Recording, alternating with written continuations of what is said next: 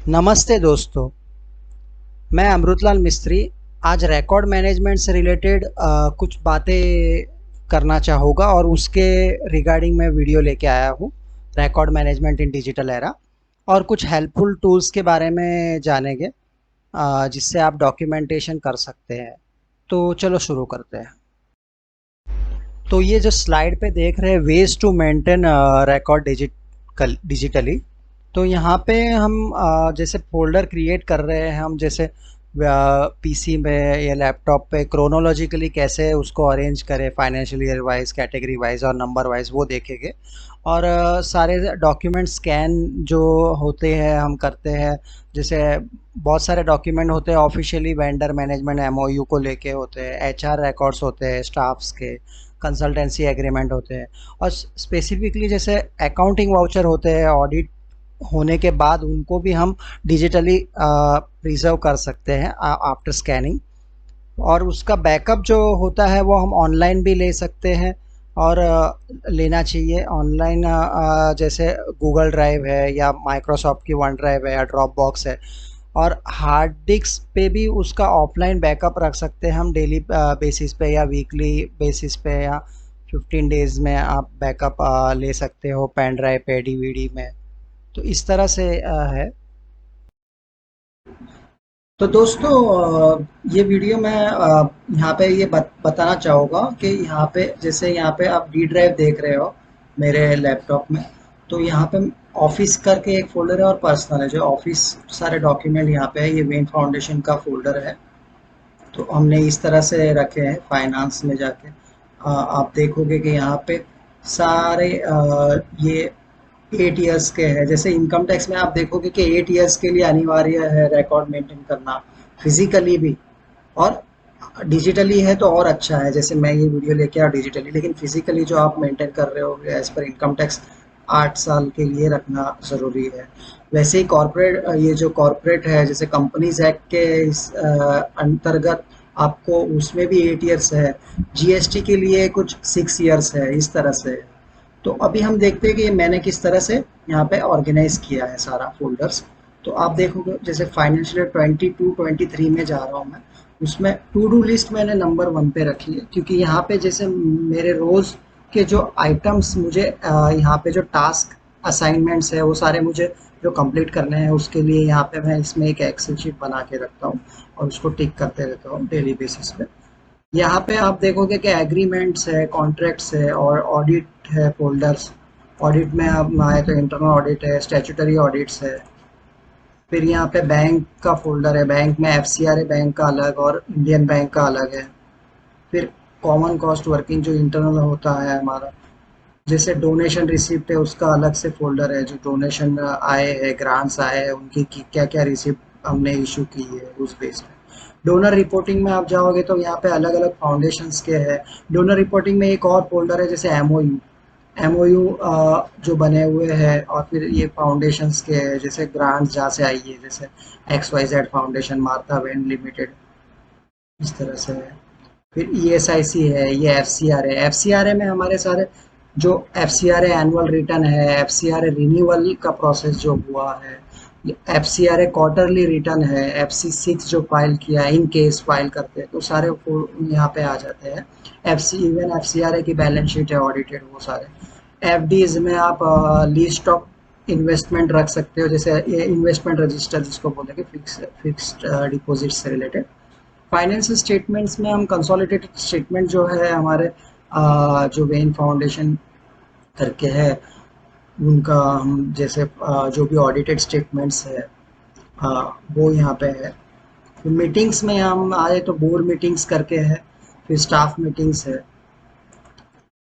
Others में हम जैसे जनरल डॉक्यूमेंट है कुछ, तो वो यहाँ पे रख सकते हैं। पीएफ है, पीटी है। रिपोर्ट्स में हम जाए तो एमआईएस से रिलेटेड है। ये मंथ वाइज एमआईएस है। वैसे ही बजट वर्सेस यूटिलाइजेशन की ये इंटरनल रिपोर्ट्स होती है, जो वो है। सैलरी में आप सैलरी मंथ वाइज जो सैलरी शीट्स है वो मेंटेन कर सकते हैं। स्कैन जो हम करते हैं वो है यहाँ पे। एसओपी में स्टैंडर्ड ऑपरेटिंग प्रैक्टिस के कुछ पॉलिसीज बनी हुई है, वो है। आप टैली डाटा में जैसे हमारे यहाँ अगर टैली है तो टैली यूज़ करते हैं, जैसे कोई कहीं दूसरा सॉफ्टवेयर है वॉलेक है या फिर आपका जोहो है या उसका कोई बैकअप हो तो वो यहाँ पे मेंटेन करते हैं। टीडीएस है, ट्रैवल है, ट्रस्ट के इम्पोर्टेंट डॉक्यूमेंट है, जैसे ट्रस्ट में ट्रस्ट के जो इम्पोर्टेंट डॉक्यूमेंट वो यहाँ पे आ जाते हैं और ट्रस्टी के है बोर्ड मेंबर के वो यहाँ पे शो कर वो वहाँ पे सेव कर लेते हैं। वेंडर्स के जो डॉक्यूमेंट है वो तो आप अपने हिसाब से और भी इसमें जो भी फ़ोल्डर है बना सकते हो। फ़ोल्डर के अंदर वापस सब फ़ोल्डर भी बनाना ज़रूरी है। जैसे बैंक में आप देखोगे इंडियन है, इंडियन में वापस हम जाए तो एचडीएफसी में इस तरह से मेंटेन है। तो ये इस तरह से काम करता है दोस्तों। Thank you.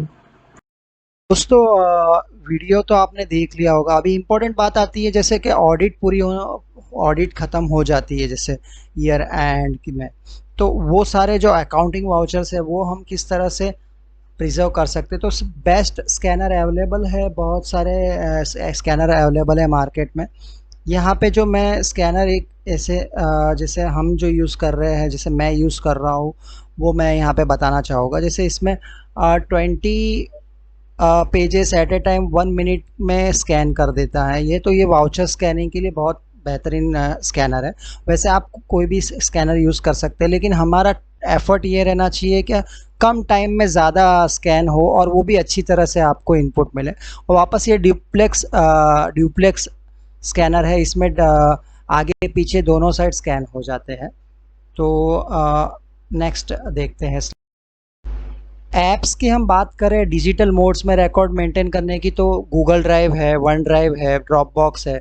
लेकिन यहाँ पे आपको ध्यान देने की बात है कि आजकल जो पासवर्ड प्रोटेक्शन बहुत इम्पोर्टेंट है, तो आपका जो भी आप एप्लीकेशन यूज़ करो वो सिक्योर बेस्ड हो और one should change password frequent basis, वो सही रहेगा। और आप ऑफलाइन भी रिकॉर्ड मेंटेन कर सकते हो। अब सवाल आता है कि ये हम रिकॉर्ड मेंटेन डिजिटली क्यों करें। तो आप देखोगे कि एक ऑर्गेनाइजेशन को बहुत सारे कंप्लायंस फॉलो करने पड़ते हैं, वो चाहे एफसीआरए हो, इनकम टैक्स हो, अकाउंटिंग स्टैंडर्ड हो आईसीएआई के, या ईपीएफ हो, प्रोविडेंट फंड, ईएसआईसी, पीटी। और यहाँ पे हम देख रहे हैं जैसे कि डिजिटली जो रिकॉर्ड मेंटेन होते हैं, तो वो कोई भी कहीं पे भी हमें काम ज़रूरत लगी, जैसे वेब पोर्टल है गवर्नमेंट की या एनी अदर वर्क, तो वो फटाक से हम रिट्रीव कर सकते हैं और यूज़ कर सकते हैं। और जो डॉक्यूमेंट है वो कोलैबोरेशन हमें टीम के साथ शेयर करना रहा तो वो इजी होता है, जैसे स्लाइड देख सकते हो। और ये कॉस्ट सेविंग भी है, जैसे आप एक कुरियर करते हो या ये, उससे अच्छा आज के जो डिजिटल जो एरा है उसमें आप ईमेल से फॉरवर्ड कर सकते हो या ड्राइव शेयर कर सकते हो आप। और ये बहुत इजी वे है और कन्वीनियंट वेज है, और फिज़िकली स्टोरेज भी आपका ज़्यादा लेता है। लेकिन आप वहीं अगर आप कोई चीज़ डिजिटली स्टोर कर रहे हो तो वो स्पेस भी कम क्रिएट होते हैं। दोस्तों मैं बेनिफिट की बात करना चाहूँगा, तो बेनिफिट क्या है रिकॉर्ड मेंटेन का। तो दोस्तों यहाँ पे बेनिफिट हम जैसे देख रहे हैं स्लाइड में है, जैसे फास्टर रिट्रीवल ऑफ डॉक्यूमेंट। आपको ऑडिट के टाइम या स्क्रूटिनी के टाइम आपके डॉक्यूमेंट रिट्रीवल फास्ट हो जाते हैं, मतलब तुरंत से आपको वो डॉक्यूमेंट एक्सेस मिल जाता है। और आप अपनी टाइमली स्क्रूटिनी की जो डेडलाइन है या ऑडिट्स के जो रिक्वायरमेंट्स है, ऑडिटर्स को कुछ चाहिए तो वो ऑनलाइन आप तुरंत बेस पे भेज सकते हैं। स्क्रूटनी भी आज फेसलेस असेसमेंट हो रहे हैं, इसके लिए भी ये ज़रूरी है कि हम डॉक्यूमेंट डिजिटली मेंटेन करें। तो ये बेनिफिट है। फिर क्विक और इजी शेयरिंग है with team, timely revert to management. फिर ये ऑर्गेनाइज्ड और एफिशिएंट वे है मेंटेनिंग का विदाउट एनी डिफ़िकल्टी। फिर ये एविडेंस के रूप में भी बहुत काम आता है, प्रूफ ऑफ एविडेंस हमारे पास रह जाता है। ऐसा सारे आप गूगल ड्राइव में करो या ईमेल में करो तो ये एविडेंस के तौर पे भी काम आता है। प्लस इससे मैनेजमेंट क्विक डिसीजन मेकिंग कर सकते हैं, स्टाफ मैनेजर्स जो है वो डिसीजन मेकिंग इजी हो जाती है। ये परफॉर्मेंस बूस्ट करता है ऑर्गेनाइजेशन का, और इससे कम्युनिकेशन गैप नहीं रहता है, वेल कम्युनिकेशन जाता है इससे। थैंक यू दोस्तों। तो ये वीडियो इस रिकॉर्ड मैनेजमेंट से रिलेटेड था डिजिटल एरा में, और हम ऐसे ही वीडियो लाते रहेंगे ऑफिस टिप्स और ऑफिस स्मार्ट्स वर्क के लिए। आपको वीडियो अच्छा लगा हो तो आप लाइक कीजिए, शेयर कीजिए, सब्सक्राइब कीजिए मेरे चैनल को। Thank you very much for watching this video.